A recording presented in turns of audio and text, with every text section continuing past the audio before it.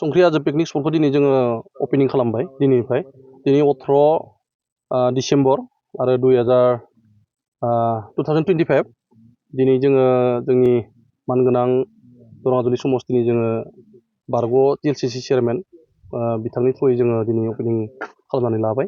आरो जायफोरा दिनैनिफ्राय जोङो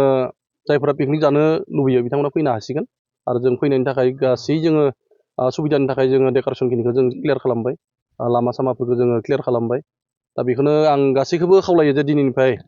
जायफोरा पिकनिक जानो थाखाय फैनो गोसो दंमोन बिथांमोना जोंनि संख्रि हाजोआव फैनो हासिगोन बेखिनिखौनो आं रायजो राजाखौ खावलायहरबाय बेयाव फैबा मा नुगोन नुनाया बेयाव जोङो हाजो दङ दै निजोरा दङ आरो बेयाव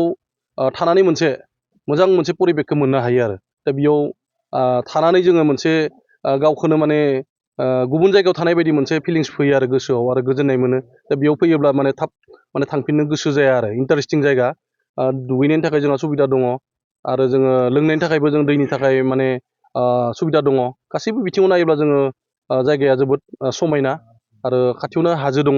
हाजो हाला दंजोबो दाउसिन दाउला नुनो मोनगोन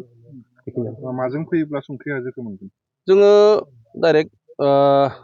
रङियाथिं फैयोब्ला जों तामुलपुर मोनगोन तामुलपुरनिफ्राय डाइरेक्ट भुटाननिफ्राय गेटसिम थाङा लाबासिनो ओरै दाननानै पार्किजुलिनिफ्राय जों पाहारपुर मोनोब्ला डाइरेक्ट जोङो जायगाखौ मोनफैगोन आरो ओरै नलबारिथिंबो फैजागोन नलबारिनिफ्राय डाइरेक्ट नबस्ति बागानपारा नबस्तिथिं फैनानै जोङो बेखौ मोनफैनो हायो आरो